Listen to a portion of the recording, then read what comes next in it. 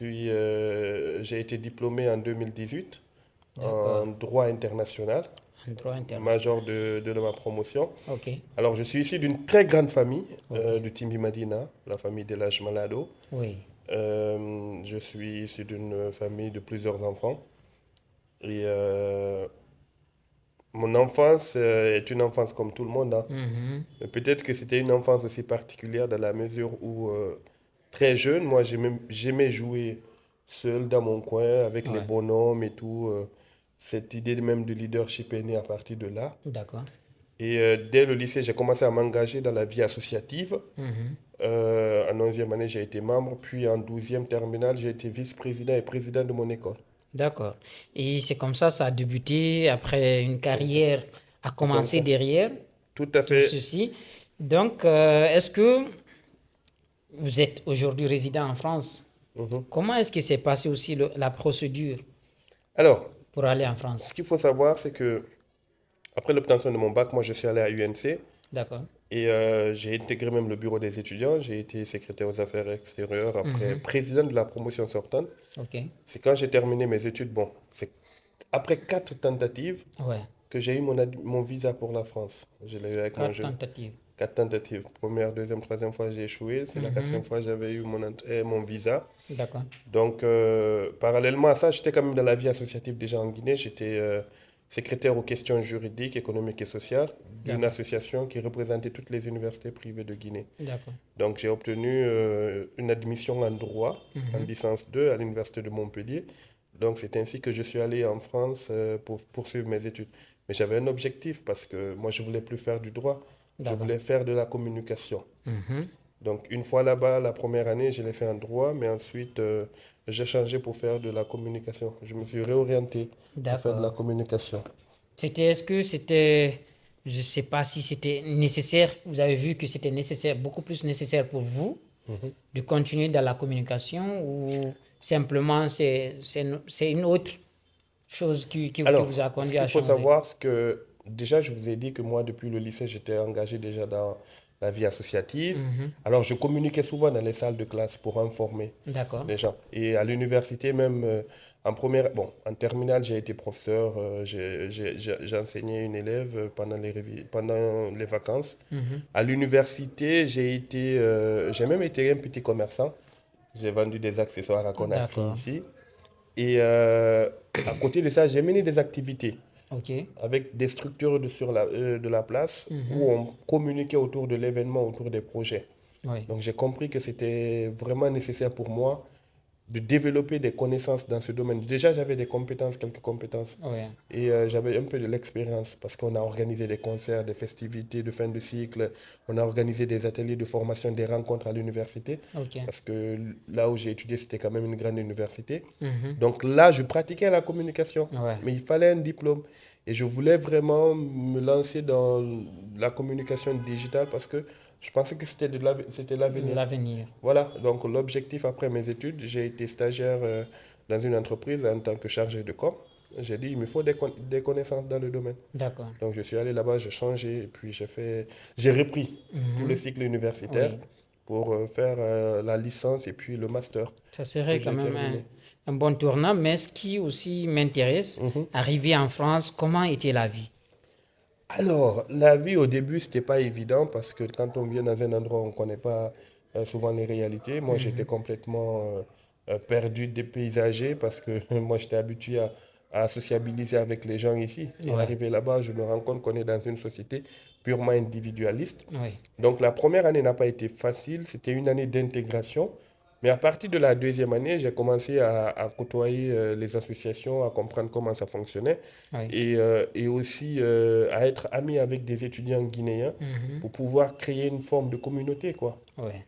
Donc j'ai intégré l'association des Guinéens Mhm. et parallèlement à l'université, dès ma reprise des études en communication, j'ai intégré une association plus ou moins panafricaine D'accord. où j'ai été secrétaire général avant d'être président de la structure. Mhm. Donc j'ai toujours continué ce bénévolat Oui. euh, à l'université là-bas et ça m'a permis aussi de comprendre comment fonctionnait la société française et tout. D'accord. Et j'avoue que c'était pas évident Mhm. quand on est étudiant étranger, il faut allier études et Et boulot. le boulot, oui, C'est pas pour pouvoir évident s'en du tout. sortir.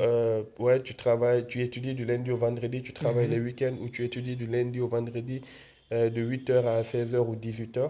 Tu travailles de 19h à minuit. C'était Donc, quand même c'était là. pas évident. Ouais. Ouais, C'était la routine. Et aujourd'hui, vous êtes revenu en Guinée pour un séjour. tout à fait. Voilà, je précise. Donc, comment se passe d'abord le séjour? Et voilà, j'ai vu aussi que vous avez fait plein d'événements. Mhm. Que ces événements-là étaient basés sur quoi exactement? Alors, ce qu'il faut savoir, c'est que quand moi j'ai eu ma licence, Mhm. en 2023, je suis venu en Guinée parce que déjà j'avais quelques connaissances dans le domaine de la Digital. communication et du digital parce que je Oui, pratiquais déjà. ok.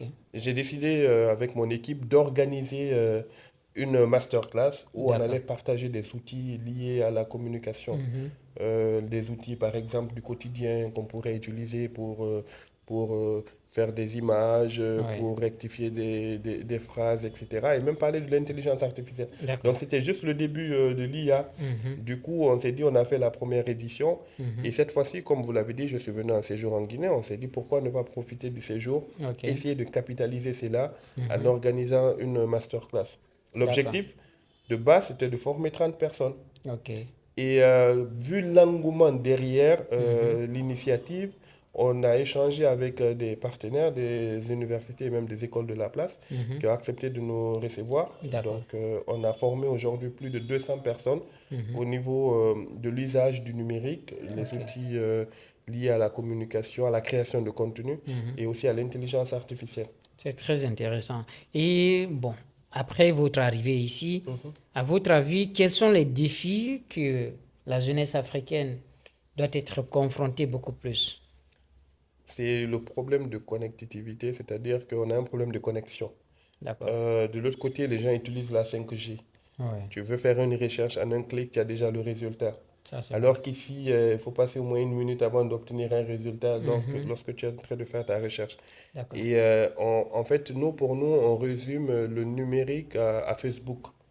Ouais. C'est vrai, Facebook, c'est le premier réseau social en Mhm. Guinée, mais on le résume à Facebook.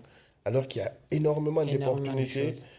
qu'on peut en tirer grâce à Internet. D'accord. On peut s'informer, se former, communiquer, on peut se divertir, on peut Mhm. vendre, acheter, on peut faire plein de choses. Ouais. Donc les gens ne sont pas au courant de cela.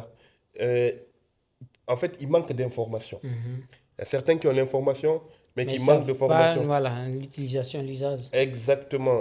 On vient, on organise des débats Oui. où on essaie juste de prendre des photos, des selfies, on essaie de publier. Derrière, on Mhm. n'essaie pas de capitaliser Ouais. sur les réseaux sociaux parce qu'aujourd'hui, avec LinkedIn, vous Mhm. pouvez vous créer un réseau, vous pouvez Ouais. aller à la rencontre de plusieurs personnalités, Ouais. même sur Facebook. Donc, il ne suffit pas juste de venir savoir ce qui se passe, Mhm. publier son contenu et passer. Et puis c'est. L'objectif, c'est de créer aussi de l'engagement. Oui. Donc, il y a énormément d'opportunités dont la jeunesse est en train de rater. Mhm. Pourquoi? Parce qu'ils ne sont pas informés, parfois parce qu'ils ne sont pas formés. Tout à Et fait. vu aussi l'infrastructure numérique que nous avons à disposition, c'est Mhm. compliqué. C'est un peu. La plupart utilisent les téléphones. Mhm. Il y a une étude de Data Reportel qui avait dit qu'en Guinée, on a par exemple 14 millions de connexions mobiles.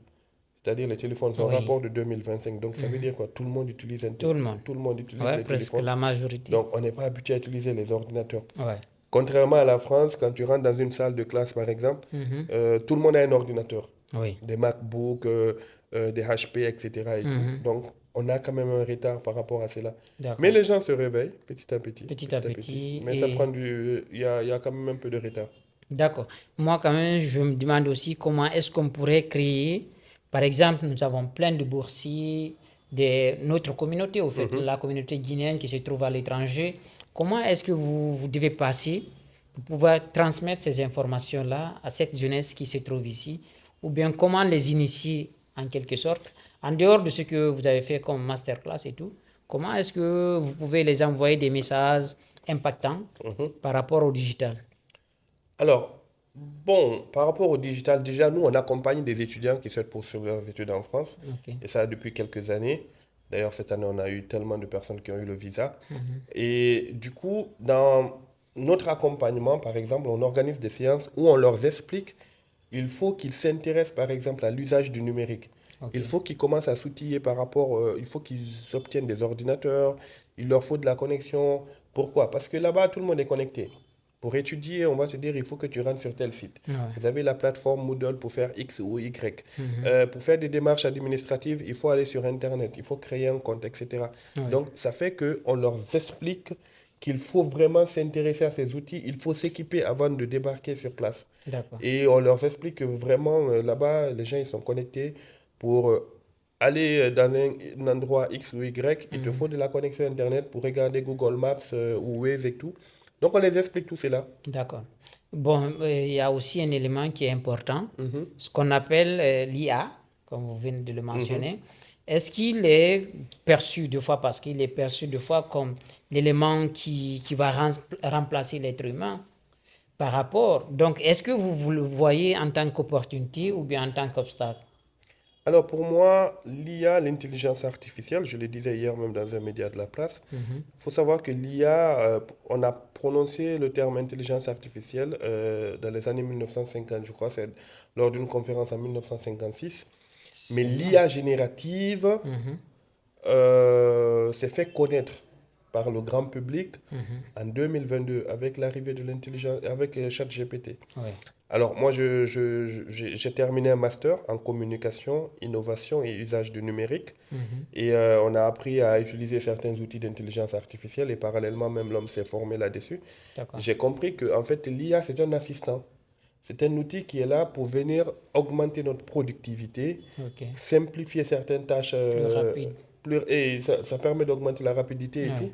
Ça permet aussi de simplifier les tâches. Ça permet, en fait, toutes les tâches qui étaient des tâches répétitives, Mhm. envoi des mails, Ouais. calcul de données, par exemple sur Excel et tout, aujourd'hui, l'IA te permet de faire cela. Ouais.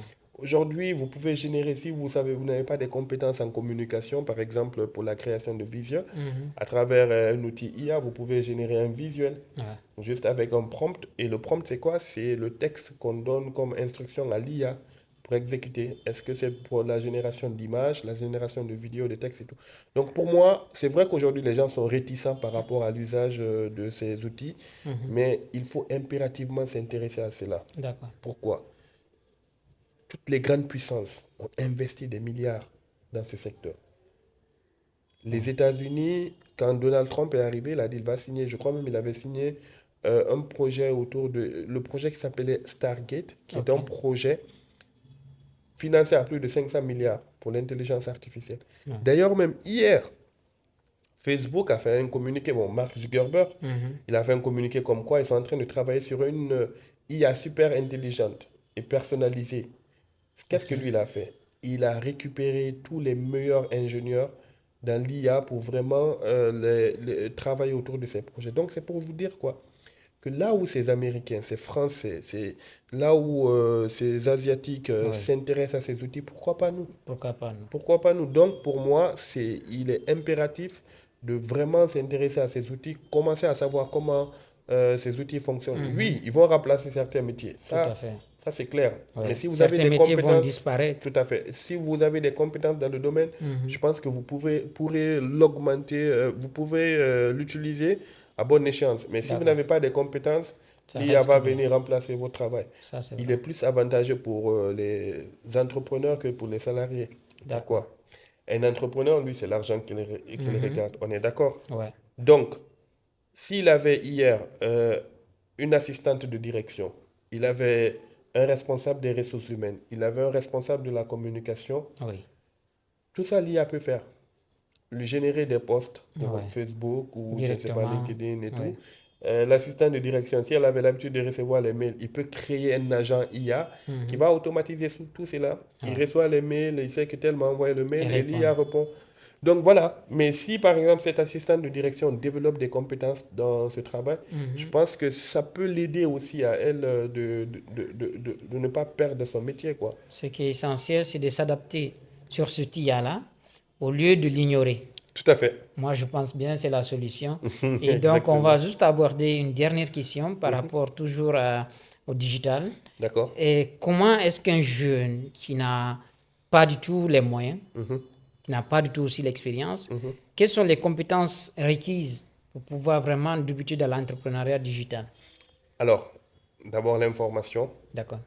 C'est-à-dire quoi l'information? Aller chercher la connaissance. Mhm. Ensuite, la formation. Oui. avant de te lancer dans n'importe quel domaine, si c'est pour la vente de produits ou de services, si c'est par exemple pour de la création de contenu, si tu veux par exemple mettre en avant un média ou faire du divertissement, Mhm. c'est important quand même de développer certaines compétences Oui. par rapport à l'usage de ces outils. Par exemple, quel format utiliser, pour quelle plateforme, Oui. par exemple, c'est quoi une veille, est-ce que je vais pas faire de la veille pour Oui. connaître si je poste tout de suite là, Est-ce que- que ça va qu'est-ce que ça va impacter? marcher ou pas. Par exemple, connaître tous les éléments qui rentrent et l'écosystème même de Oui, votre domaine. ça c'est Donc, vrai. pour moi, un jeune qui souhaite se lancer, Mhm. premièrement, c'est de se former. C'est impératif qu'il puisse se former. Oui. Et ensuite, il faut de la connexion Internet. Ça, Ça aussi. le digital va avec... Orange. Orange, s'il vous plaît, donnez-nous de la connexion. On a besoin de ça pour réussir. C'est la base. C'est ce que je disais tantôt, que moi, Oui. s'il y a une chose à dire à l'État même, il faut que l'État investisse énormément dans l'infrastructure numérique. Ouais. Ça va simplifier beaucoup de choses. Donc, les jeunes qui veulent se lancer, ils doivent se former. Ensuite, il faut qu'ils commencent à faire leur activité. D'accord. Ne pas attendre que tout soit parfait avant de se lancer. Vous allez beau mettre en place la meilleure stratégie au monde, mais tant que vous ne faites pas le premier pas, Ouais. ça ne va pas servir à Ça grand c'est vrai. chose. Ça c'est Donc, vrai. pour moi, c'est par exemple, si vous êtes dans la création de contenu, Mhm. votre première peut-être vidéo ne va pas marcher, Ouais. votre deuxième ou troisième vidéo. Peut-être qu'au fil et à mesure du Que temps, vous évoluez. ça va marcher un Ouais. jour. Ouais. Et puis, je discutais avec un jeune qui me disait souvent, un ami, qui disait en fait que lui, il a compris qu'il faut créer en quantité. Ouais. Pas trop la qualité, c'est vrai, mais en Mhm. En quantité. Parce quantité. que la quantité, là, va te permettre de savoir qu'est-ce qui marche, qu'est-ce qui ne Mais marche qu'est-ce qui pas. ne marche pas? Et ça va te permettre de t'améliorer au Ouais. fil du temps, quoi. Ça c'est vrai. Donc, c'est important que les gens puissent se former, ensuite qu'ils puissent pratiquer D'accord. le domaine du digital. D'accord. Juste, on va terminer ce podcast avec juste un conseil. Parce que si on regarde les réseaux sociaux Mhm, aujourd'hui, mhm, notre jeunesse, que ce soit les filles, les garçons, tout le monde danse sur les réseaux sociaux, la plupart du temps. mhm. Donc, qu'est-ce que vous avez comme conseil à donner à ces jeunes-là sur comment l'usage des réseaux sociaux? Alors, il n'est pas interdit de danser. Je D'accord. le précise parce que Mhm. moi, parfois, il m'arrive D'aller de danser, pouvoir oui. de Je danser sais. et tout. Moi, je danse des D'accord? fois, même Voilà. si je ne publie pas. C'est- Bon, nous, parfois même, on est en live, des fois, on danse, c'est pas Oui. grave. Mhm. Mais le plus important pour moi, ce n'est pas de mettre en avant le divertissement. Ok. Il faut avoir une activité génératrice de revenus. Mhm. Aujourd'hui, avec les réseaux sociaux, vous pouvez gagner de l'argent. Oui. Donc, quand vous êtes sur la toile, essayez par exemple de réseauter. Moi, ce que je fais souvent, quand je tombe sur des profils qui sont intéressants, des bonnes personnes et tout, j'essaie de leur envoyer des invitations. D'accord? J'essaie de réseauter, d'augmenter mon carnet d'adresses. C'est ça aussi les réseaux sociaux. Ouais. Par exemple, si vous voulez acheter des produits ou vendre des produits, vous voulez communiquer autour de vos activités et tout. Mhm. En fait, même par exemple, si on prend LinkedIn, des fois on peut considérer ça comme étant même une plateforme d'apprentissage. Parce que vous voyez des contenus qui sont créés par d'autres personnes qui vous expliquent des choses. Ouais. Même sur YouTube qui on YouTube. dit Tout à qui est la fait. meilleure université et tout. Mhm. Donc pour moi, en fait, aller sur Internet ne se limite pas qu'à venir poster des trucs où on est en train de danser, Ouais. mais s'intéresser à tout ce qui se passe dans cet écosystème. D'accord. Comme je l'ai dit, avec le numérique, on peut se former, on peut s'informer, on peut communiquer, on peut vendre, on Oui. peut acheter et tout. D'accord. Vraiment, je suis ravi, ravi de cet échange qui est vraiment impactant, qui enseigne. Vraiment, merci d'être passé dans ce podcast. Merci. Chapitre et carrière. Voilà, votre dernier mot. Merci quand même, Bilo, ça fait plaisir Ouais. de vous voir et savoir que vous avez quand même initié ce podcast Oui, pour permettre aux uns et aux autres de parler de chapitres de leur carrière. oui, En tout cas, toutes mes félicitations. merci. Et n'hésitez pas, en tout cas, si vous êtes intéressé à passer à le contacter, vous allez venir discuter. Ouais. Il fait du très bon contenu et il est à encourager aussi. Donc, merci à toi, Merci. merci à toutes ces personnes qui vont Qui suivre vont cette